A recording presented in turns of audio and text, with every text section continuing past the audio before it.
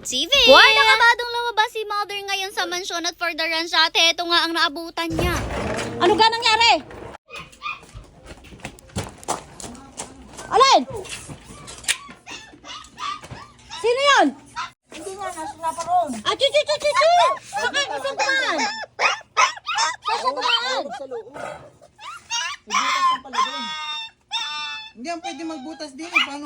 At ayun na nga, kitang-kita nyo naman yung isang puppy natin na na-rescue ay talagang sumuot nga dyan sa ilalim ng kubo at hindi natin maintindihan kung paano ba siya sumuot dyan. Nag-iiyak na nga siya dyan dahil gusto niya makalabas pero wala siyang mahanap na labasan dahil nga may mga cover yung pinaka-ilalim niyan. Parang hindi pumasok dyan yung pack members natin noon since nakakagala sila dito. Dito pala siya nahulog dahil meron nang butas etong kubo natin at feel ko talaga sumuot siya sa dyan or ang nangyari baka nahulog talaga siya ng bongga. Kung ano-ano ang ginawa niya ng mother na paraan, kita nyo naman dito ay tinry nga nilang bigyan ng pagkain dyan tapos tinawag para maamoy niya at makita niya ulit yung daan palabas at pagpansensyahan niya na rin nga pala ilalim ng kubo na yan kasi nga hindi naman na yan talaga nalinis pa. Simula nga nung maayos ang kubo na to, isang best pala yung naipalinis kaya talagang puro balahibo rin dahil pack members nga ang nagsistay sa kubo natin na to before. Anyways, for the tawag nga si mother dyan pero talaga hindi pa rin siya nag-work kaya hindi pa rin talaga lumapit si Poppy kaya talagang umisip na sila ng ibang paraan. For dayak lang rin nga talaga siya doon sa may pinakaharang sa harap tapos hindi niya alam na kailangan siyang bumalik dito kaya ito tinry na rin ni Kuya Edmar nyo na dukwangin siya pero hindi pa rin talaga abot ng kanyang kamay. Wala na nga tayong choice ito kundi sumira na ulit ng panibago dito sa kubo natin. Ay, naku sige, talaga sirain nyo na sirain yan pero huwag yung magalala, tatakpan naman na natin yan sa sunod para nga hindi na sila mahulog dyan. Sino ba naman kasi nag-expect na mahuhulog sila dyan? Anyways, nung mabutasan na ngayon, tinry muna ulit ni mother na lagyan nga ng pagkain dyan since malapit na nga yan sa kanya. Tapos, nung lumapit na nga siya dyan, saka dali-daling hinagip ni mother si Poppy. Kaso nga, hindi talaga kineri. Diyos ko, kahit ano nang gawin, talagang hindi kaya. Kaya naman, ayan, ang ginawa ni mother, hinawakan na nga lang niya dyan sa side na yan. Tapos, si Kuya Edmar nyo naman, yung kumuha mula dun sa kabila. Bale, hawak lang siya ni mother dun sa bagong gawang butas. Tapos, talagang mula doon sa butas talaga na pinagsuotan niya, ay doon nga kinuha ni Kuya Edmar nyo. At ayan, talagang in fairness, nakuha rin at naisalba siya. Ay, grabe naman talaga. Ang mga pinagagagawa, grabe talaga hindi mo maiisip. At ang nahulog rin nga pala,